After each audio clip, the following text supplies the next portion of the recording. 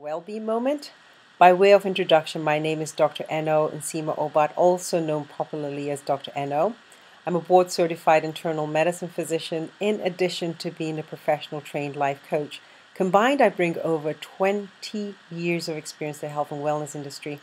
The Wellbeing Moment is a daily video blog that I host on weekdays, Monday through Friday. It is anywhere between 2 to 4 minutes, and I provide what I call well-being tips to assist you in supporting your well-being every day so that you make that your number one priority. So welcome. If you've not already subscribed to the Wellbeing Moment, I'd encourage you to do so by clicking on the link www.thewellbeingmoment.com, and you'll get a free subscription directly into your email inbox. This week, I'm going to be dealing with the topic of men's health. Men's health. Now, you may wonder, well, Dr. Eno, you said you focus on women's well-being. How come we're talking about men's health? Well, here's the reason why. If you have not already taken my test on healthy priorities, I'd encourage you to click on the link that's going to be attached to this blog post.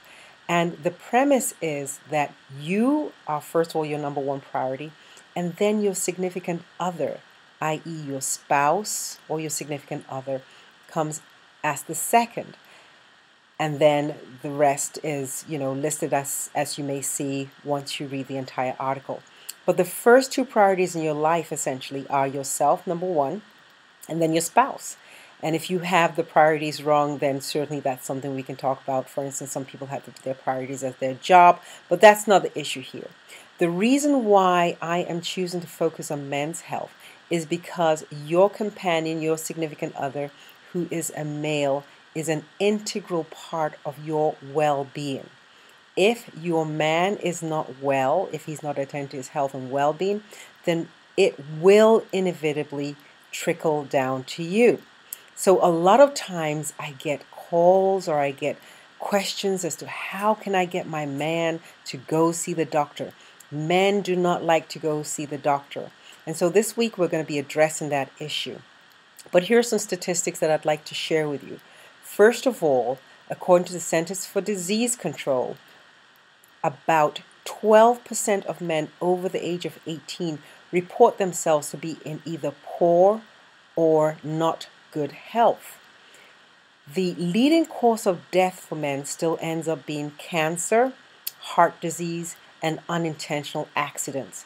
Now, we're going to deal with the issue of cancer this week, and I'm sure if you have listened to the media recently, you'll recognize that the issue of prostate cancer and screening has somewhat changed.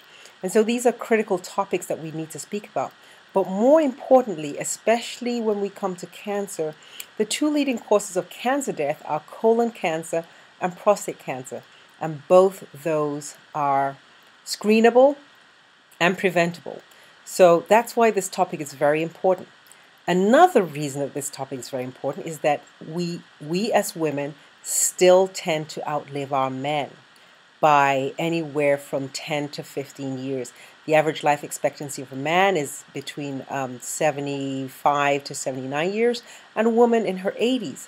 So if we can optimize the health and well-being of our men, we can get them to live longer lives, because as I said, the leading causes of death are heart disease, cancer, and unintentional accidents, all of which are very important. So by shining the light on men's health, we are inevitably shining the light on our health and well-being. So stay with me this week.